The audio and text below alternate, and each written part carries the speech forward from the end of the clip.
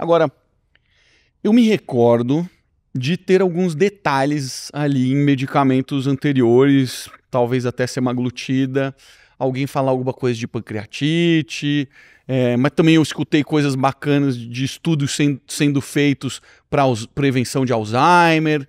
Queria que você comentasse um pouquinho quais eram os efeitos colaterais que a gente tinha no passado que não necessariamente a gente tem agora. Vamos lá. Esses medicamentos, eles são repletos de efeitos colaterais, tá? Os efeitos colaterais diretos são mais realmente a parte de enjoo, diarreia, prender o intestino, prostração, cansaço, enfim, dor de cabeça. Só que os efeitos colaterais indiretos, que são os efeitos colaterais relacionados às depressões que eles causam, seja o Ozempic ou mesmo a tirzepatida, é aí que está o X da questão. Então, em relação à pancreatite, não, tá? Isso já foi demonstrado que ele não causa, que a pancreatite ela está muito mais relacionada ao processo de perda de peso de forma mais rápida do que alguma ação direta do medicamento. Então sim, ele vai causar se você perder bastante peso, mas não foi por causa dele, foi por causa da perda abrupta de peso. Né? Então se você emagrecesse o mesmo tanto sem usar ele, você também teria o mesmo risco de pancreatite. Então, assim, o processo de emagrecimento aumenta o risco de pancreatite caso você tenha cálculos biliares. Ah, entendi, certo. Processo de emagrecimento rápido. Rapidinho, o que são os cálculos biliares? Só pra... São as pedras na vesícula biliar.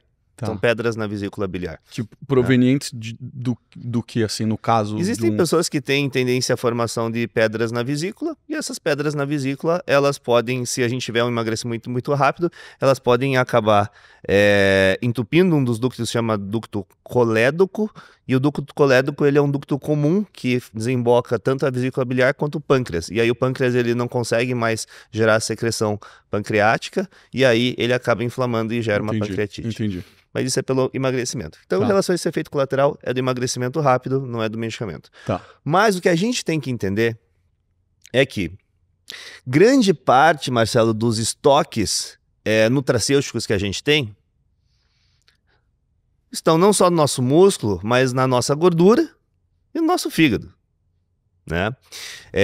Quando a gente perde peso, quando a gente perde inchaço e no nosso líquido, enfim, intersticial não é só água, a gente também tem minerais, tem sais minerais, tem eletrólitos. Quando a gente perde gordura, que a gente tem várias vitaminas lipossolúveis, quando a gente perde um pouquinho de músculo, a gente tem vários nutrientes dentro do músculo, a gente está perdendo peso e a gente está perdendo nutrientes também. E então, não sei se pela desatenção ou pelo uso desacompanhado, essas medicações, elas causam muita depressão nutracêutica. Elas causam muitas quedas de níveis de vitaminas e níveis de minerais.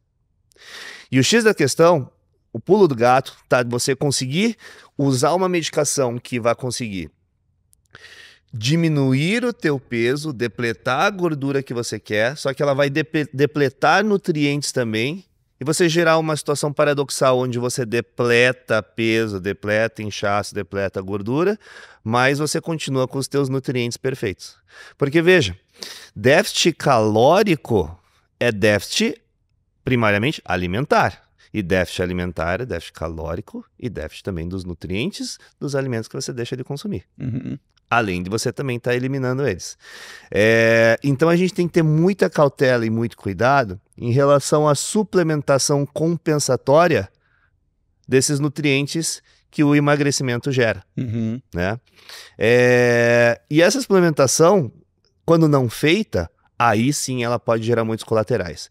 Nossa, eu usei Ozempic, eu usei Mounjaro, meu cabelo despencou. Não, você emagreceu, perdeu vitaminas complexo B, biotina, proteínas, perdeu ferro e não repôs. Ah, eu usei tal medicamento, emagreci. Que é o que acontecia com quem fazia bariátrica. Exatamente. Né? Falta de absorção de nutriente. Falta de absorção. E nesse caso, também pode gerar falta de absorção, mas é por dimensão de aporte. Ah, que eu fui lá e desenvolvi um quadro, sei lá, de anemia. Não, você depletou teu ferro tá B12 e não suplementou. Ah, criei um quadro de neuropatia, de parestesia, de formigamento, enfim, diminuição de sensibilidade. Não, você depletou complexo B12 e não repôs. Ah, comecei a ter cãibra e dor de cabeça e inchaço. Não, gastou o teu magnésio ou potássio e não repôs. Tá? Então, assim, esse cuidado com o reporo que eles gastam é muito importante. Né? Muito importante. Como é que a gente faz isso? Quem, né, estiver buscando um médico para fazer um tratamento formal, correto, como é que eu vou entender que eu estou sendo bem cuidado e isso está sendo bem tratado? Tem exame, não tem exame, eu preciso tomar suplementação? O que usualmente é recomendável? Primeiro, multivitamínico é melhor do que nada, só que pior do que todo o resto. Tá? Porque multivitamínico é um monte de coisa em dosezinha baixa, tá? Formulado de forma que você pode ir lá e qualquer um compra lá e toma e tá tudo certo, não vai dar problema. Veja, Marcelo, quando a gente atende um paciente que está com algum tipo de carência nutracêutica, não estou falando de paciente de perda de peso, não, estou falando de paciente, enfim, no geral. Que ele vem em consulta para check-up geral e quer ver os níveis de vitaminas e minerais dele. Enfim, a gente tem que fazer uma suplementação. Existem situações que já é difícil de colocar esses micronutrientes no lugar, já mesmo ele não emagrecendo. Seja vitamina D, vitamina B12, cobre, zinco, sódio, potássio, magnésio, enfim, qualquer que seja a vitamina ou mineral. Às vezes a gente já tem essa dificuldade. Um exemplo clássico a gigantesca quantidade de mulheres que têm deficiência de ferro. A gente faz uma suplementação oral de ferro, pede para repetir o exame dali 3, 4 meses e não mudou absolutamente nada. Porque a absorção ela é muito difícil. Então, assim, já para pacientes no geral, a gente às vezes já tem essa dificuldade de conseguir melhorar níveis. E quando você diz, são pessoas, por exemplo, essas mulheres que você falou assim, genericamente, não são pessoas que têm nenhuma condição, são pessoas saudáveis. Eventualmente não, por exemplo, tem mulheres que têm, sei lá, um fluxo menstrual um pouco mais aumentado. Você não consegue dar conta de suplementar o tanto de ferro que ela perde todo mês. Na menstruação. Agora imagine você pegar, quem sabe, essa mesma pessoa que você já tem dificuldade de colocar os níveis no lugar e coloca a melhor medicação do mundo para ela tomar para perder peso e para depletar. Você não consegue acompanhar de jeito nenhum o ritmo. Vai dar problema. Então o paciente, por exemplo, que tem acesso a um profissional que tem uma estrutura que possibilite uma suplementação nutricional intensiva, por exemplo, que é o caso de abordagens injetáveis, você está muito acima na parte de prevenção de colaterais relacionadas a depressões nutracêuticas. Legal. Tá? Aí você está falando de intramuscular e soroterapia. Perfeitamente. Seja por abordagens endovenosas ou por abordagens intramusculares. Né? Sensacional. A gente fala assim, nossa, que é soro disso, soro daquilo. Não, assim, quando a gente está falando sobre abordagens injetáveis, e aí assim, estou falando assim, acesso algum... Abordagem injetável é assim, Marcelo, vou te falar. Isso também é um tema que começou a entrar super em alta, né? Porque tem... Demais, né? Tem duas formas de você fazer uma abordagem injetável no paciente. Você pode fazer uma abordagem injetável sabendo o que você está fazendo, com doses extremamente terapêuticas, e doses terapêuticas elas são sujeitas eventualmente a efeitos colaterais da infusão. Ou você pode fazer abordagens injetáveis que não são efetivas o suficiente porque as doses elas são muito baixas e quem sabe nem geraria algum tipo de benefício comparado com uma suplementação oral. Uhum. A gente tem que ter muita responsabilidade quando a gente está fazendo uma prescrição injetável, porque via de regra, se você está fazendo uma prescrição injetável, é porque você está fazendo aquilo, porque você tem consciência de que aquilo está sendo superior a uma abordagem oral. Consequentemente, a dose daquilo é uma dose elevada e uma dose terapêutica que supera a suplementação oral. Consequentemente, atrelada a possíveis colaterais que você tem que saber conduzir dentro da tua estrutura infusional, dentro do teu centro de infusões, né? Então, sim, abordagens injetáveis, mas desde que sejam com dosagens suficientemente maiores do que as da via oral para justificar essa via injetável e não a via oral. Interessante. Acho que a gente precisa falar, né? O doutor Alexandre é meu médico e fez uma última revisão dos meus exames. A gente identificou uma série de deficiências e você me passou um protocolo intramuscular e intravenoso, né? Por sinal, minha vitamina D saiu depois de te mandar meus exames novos. Realmente estava muito baixa.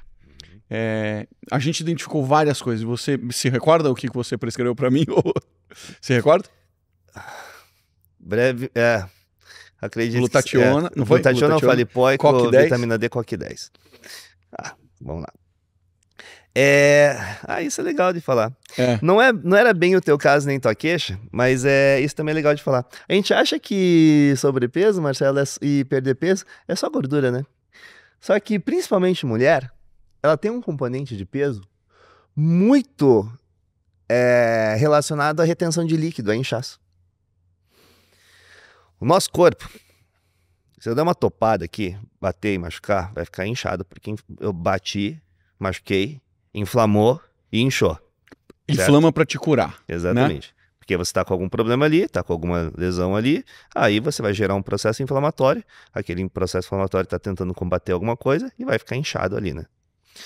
O nosso corpo, ele também tem inflamação sistêmica, que é uma inflamação no corpo todo. E a gente consegue ficar assim dias falando sobre esse tema, tá? Mas existem vários possíveis focos de inflamação, seja por questões hormonais, seja por questões intestinais, alimentares, consumo de alimentos inadequados, anticoncepcionais. Quase tudo inflama, né? Tudo é inflamatório. O nosso corpo, ele é feito para combater as besteiras que a gente faz com ele. Até as coisas boas, né? O treino de crossfit, o treino de musculação tudo é inflamatório. Eles são inflamatórios. E quando a gente tem esse processo de inflamação sistêmica no nosso corpo, a gente tem uma inflamação no nosso corpo. Consequentemente, a gente tem um processo que gera uma tendência a reter líquidos no nosso corpo. O que significa que nós conseguimos, através não de abordagens com diuréticos, com medicamentos diuréticos, nada disso. Mas quando a gente entra com abordagens que conseguem auxiliar o corpo a combater essa inflamação e diminuir esse processo inflamatório, nós conseguimos, consequentemente, gerar o emagrecimento simplesmente pelo fato do nosso corpo estar menos inflamado e, consequentemente, a gente gerar menos retenção de líquido. Então, num processo de perda de peso, quando a gente entra com agentes, por exemplo, glutationa, ácido alfa-lipoico, que são agentes extremamente anti-inflamatórios e antioxidantes, e feitos por via injetável e por via endovenosa, eles têm uma ação terapêutica muito superior à de quando a gente faz via oral, a gente consegue diminuir essa inflamação, a gente consegue gerar um emagrecimento por diminuição da retenção de líquido, o que é muito interessante. E o fato de você estar menos inflamado, quais outros benefícios ele traz? Porque o que mais tenho escutado, né? Na época que eu estava com a empresa lá de doenças crônicas, falava-se que as demências, as doenças mentais tinham relação com a diabetes 3.0, que era a inflamação no cérebro. Desculpe, você até me perguntou e eu esqueci de responder mesmo das demências. Vou falar sobre isso. Veja, Marcelo, quando a gente está falando de questões neurológicas, tudo é inflamação. Doença, qualquer que seja a doença, é uma inflamação. Né? Todas essas demências provavelmente... Qualquer que seja a doença, a base de qualquer doença é inflamatória. Então a gente pode dizer que uma pessoa que está doente, ela está inflamada. Perfeitamente. Não existe nenhuma doença que não tenha base inflamatória. Nenhuma. Seja gripe, resfriado, sinusite, Alzheimer, Parkinson, sei lá, síndrome do intestino irritável, todas doenças as doenças autoimunes, qualquer coisa. São doenças que têm uma base inflamatória. Quando a gente tem existem, assim, uma série de fatores que a obesidade ela traz.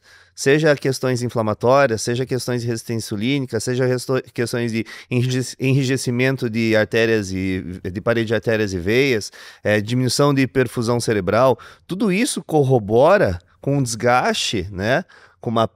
Com desgaste de massa cerebral, enfim, e isso consequentemente gera um efeito deletério a nível neuronal e faz com que você tenha um risco aumentado para demências. Uhum. Né?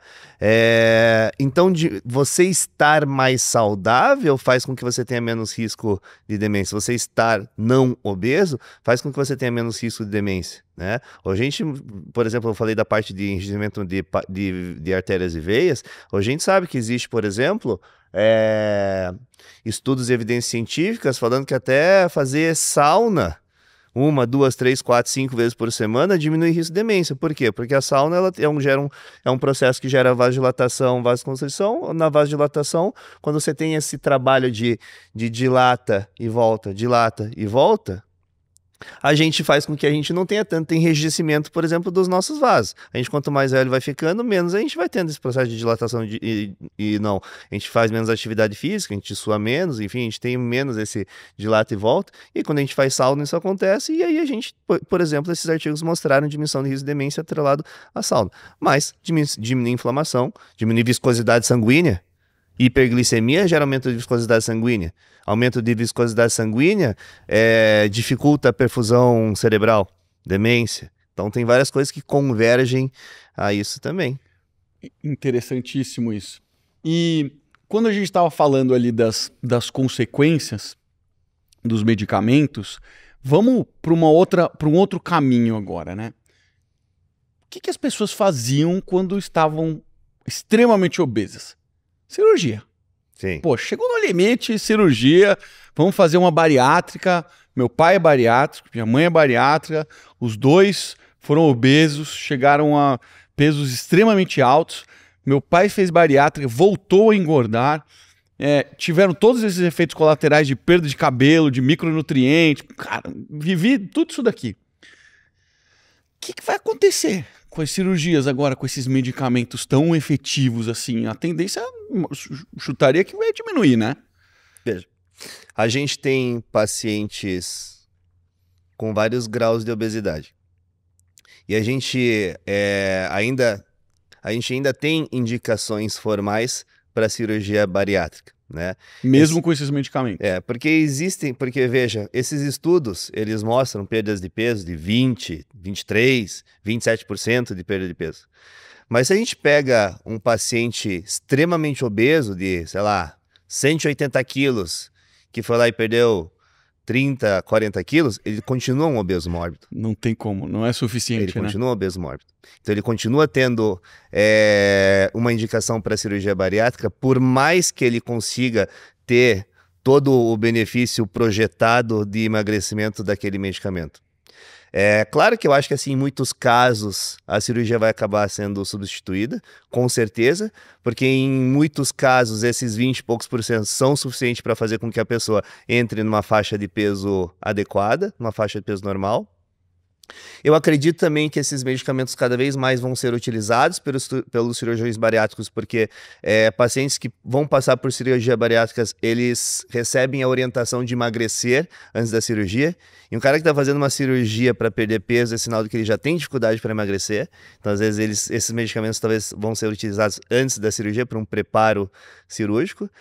Mas sim, eu acredito que é um concorrente que chegou para ficar e em muitos casos, com certeza, ele vai acabar substituindo sim, mas não em todos os casos. E talvez não deixe a pessoa ultrapassar aquele limite dos super obesos, né? Desses casos que você está falando de... A gente viu, agora com esse negócio de internet, né? Você começa a ver essas pessoas produzindo conteúdo. E tinha um rapaz, não sei se você lembra, Fê, um rapaz que era super obeso e ele morreu recentemente. No TikTok, era um super obeso. O rapaz, assim, sei lá, 250 quilos. Só que ele chegou a emagrecer. Aí ele teve algum trauma muito grande na família, a cabeça desnorteou ele voltou a engordar de novo. Só que isso é assim, você vai pisando no acelerador, né? Não é que você fica super obeso do dia pra noite, né? Você fica super obeso ao longo de algum tempo. Talvez quem tem acesso a esse medicamento, né, engordou um pouquinho, emagrece, engordou um pouquinho, emagrece. Então, talvez a taxa dos superobesos diminua consideravelmente, né? Já diminuiu, né? Afinal de Já. contas, a gente tem essa estatística já desde a época do Ozempic, né? Caíram Então bem. isso com certeza já diminuiu.